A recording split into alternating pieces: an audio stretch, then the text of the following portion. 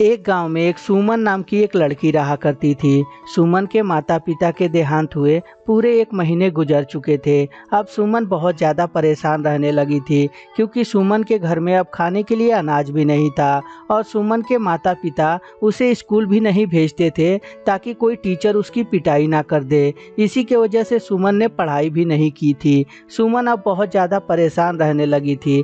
तभी सुमन सोचती है, हे भगवान, आप किस जन्म का बदला ले रहे हैं? मुझसे मेरे माता पिता को भी छीन लिए। अब तो घर में राशन भी नहीं बचा है। हे भगवान, मैं क्या करूं? कैसे अपना पेट पालूं? और यह सोचकर सुमन भगवान को कोसने लगती है और सुमन सोचती है कि मैं इस तरह घर में बैठी रहूंगी तो मैं तो भूखी मर जाऊंगी। एक काम करती हूँ, काम की तलाश में मैं कहीं निकलती हूँ, जरूर मेरे लिए भी कहीं ना कहीं काम मिल ही जाएगा। और यह सोचकर सुमन काम की तलाश में निकल पड़ती है। सुमन इधर उधर घूमते घूमते एक सेठ जी के घर में आती है और आकर सेठ जी से बोलती है, सेठ जी, बगल वाली आंटी बता रही थी कि आपके घर एक काम वाली की जरूरत है। सेठ धनीराम जब ये बात सुनता है तो उस लड़की की तरफ देखने लगता है। वो लड़की दिखने में बहुत ज्यादा खूबसूरत लग रही थी और कहीं से भी वो गरीब नहीं लग रही थी। तभी सेठ बोलता है, तुम दिखने में तो मॉडर्न लग रही हो और काम की तलाश में घूम रही हो। सेठ जी, मेरे पहनावे पे मत जाइए। मेरे पिताजी जब जिंदा थे तो मेरे लिए तरह तरह के कपड़े खरीद के लाते थे, परंतु मेरे माता पिता के जाने के बाद मैं बिल्कुल ही गरीब हो गई हूँ और मेरे घर में कुछ खाने के लिए अनाज भी नहीं है। सेठ जी, मुझे कुछ काम दे दीजिए, मैं सारे काम मन लगा के करूँगी। सेठ धनीराम उसकी बातों को गौर से सुनता है और सोचने लगता है कि इतनी खूबसूरत लड़की है, मेरे घर काम करेगी, क्यों ना मैं इससे शादी कर लूं। अगर जो मैं इससे शादी कर लेता हूं तो ये मेरी धर्म पत्नी बन जाएगी और साथ में मेरे को पत्नी का सुख भी मिल जाएगा। और यह सोचकर सेठ धनीराम बोलता है, काम तो मैं तुम्हें दे दूंगा, परंतु तुम इतनी नाजुक हो, तुम्हें कुछ हो गया तो।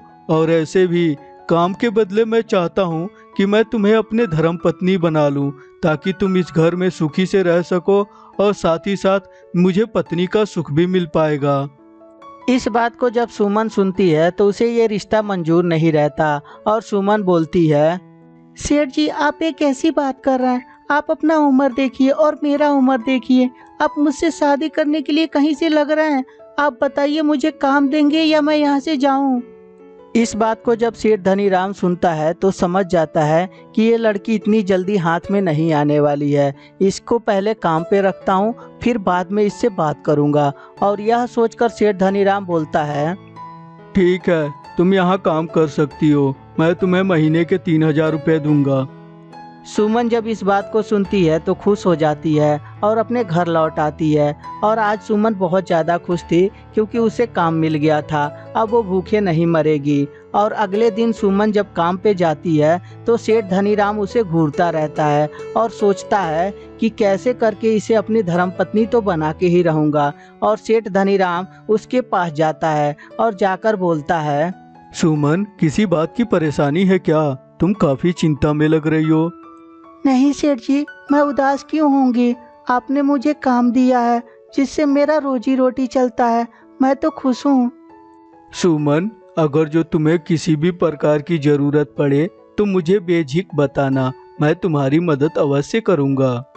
सेठ धनीराम किसी न किसी बहाने से सुमन से हमेशा बात करने की कोशिश करता है और सेठ धनीराम उस मकसद में कामयाब भी हो जाता है। सेठ धनीराम हमेशा यही सोचता है कि सुमन को तो अपनी धर्मपत्नी बना के ही रहूँगा। अगले दिन सुमन फिर से काम करती रहती है तो सेठ धनीराम सोचता है, यार, सुमन भी बहुत ही संस्कारी है, इसे समझ में ही नहीं आ रहा कैसे मैं बात करूं और कैसे अपना बनाऊं। एक काम करता हूं, अगर जो घी सीधी उंगली से नहीं निकलती है तो कभी कभी उंगली को टेढ़ा भी करना पड़ता है। अगर जो मैं इसके साथ कुछ उल्टा सीधा कर दूं तो ये मेरी पत्नी जरूर बन जाएगी। और यह सोचकर सेठ धनीराम सुमन को जाकर पीछे से पकड़ लेता है। तभी सुमन बोलती है, सेठ जी, ये क्या कर रहे हैं? छोड़िए मुझे। मैं बोली हूँ ना कि मुझे ये सब चीजें अच्छी नहीं लगती। आप क्यों मुझे परेशान कर रहे हैं? छोड़िए मुझे। सुमन की ये बातें सुनकर सेठ धनीराम उसे छोड़ देता है और बोलता है, सुमन, कभी कभी तुम्हारे अंदर मुझे मेरी पत्नी दिखाई देने लगती है, इसीलिए मैं तुम्हें पीछे से पकड़ लिया। और ऐसे भी सुमन, तुम इतनी हॉट हो कि क्या बताऊं, तुमको देखकर तो कोई भी अपने आप पे काबू नहीं कर पाएगा। सुमन जब इस बात को सुनती है तो उसे कुछ भी समझ में नहीं आता। सुमन सोचने लगती है कि एक तो इतना मुश्किल से काम मिला है, ऊपर से ये सेठ मेरे साथ बदतमीजी भी कर रहा है। मैं क्या करूं, काम करूं या छोड़ दूं? और तभी सुमन बोलती है, देखिए सेठ जी, आइंदा से मेरे साथ ऐसी बदतमीजी किए तो मैं काम छोड़कर चली जाऊंगी। अच्छा, तू नहीं थी ना तो भी मेरे घर का काम हो जाया करता था। और ऐसे भी लड़की, तू मेरे को बहुत अपने पीछे घुमा चुकी। साफ साफ बता, आखिरी बार पूछ रहा हूँ, मुझसे शादी करेगी कि नहीं? अगर जो ना बोलेगी तो मुझे जबरदस्ती भी करने आता है। सुमन बेचारी जब इस बात को सुनती है तो सेठ से बोलती है, सेठ जी मेरे सामने से हटिए, मैं जा रही हूँ अपने घर, मुझे नहीं करना यहाँ काम। ऐसे कैसे नहीं करेगी काम, मैं भी देखता हूँ। और यह बोलकर सेठ धनीराम उसके साथ जबरदस्ती करने लगता है। सेठ जी ये क्या कर रहे हैं, छोड़िए मुझे, मुझे ये सब बिल्कुल भी अच्छा नहीं लगता। प्लीज सेठ जी मुझे छोड़िए, मुझे जाने दीजिए अपने घर। प्लीज सेठ जी मुझे छोड़ दीजिए। सुमन बेचारी सेठ धनीराम के सामने गिड़गिड़ाती रहती है, परंतु सेठ धनीराम कहाँ सुनने वाला था। वो तो एक दरिंदा आदमी बन गया था। बेचारी सुमन करती भी तो क्या, वो तो कमजोर पड़ रही थी। तभी एक गुलदस्ता उठाकर सेठ धनीराम के सर पर दे मारती है। तभी सेठ धनीराम वहीं बेहोश हो जाता है और तुरंत सुमन भागकर पुलिस चौकी आती है और पुलिस इंस्पेक्टर से बोलती है, साहब जी मुझे बचा लीजिए, सेठ धनीराम मेरी इज्जत के पीछे पड़ा है।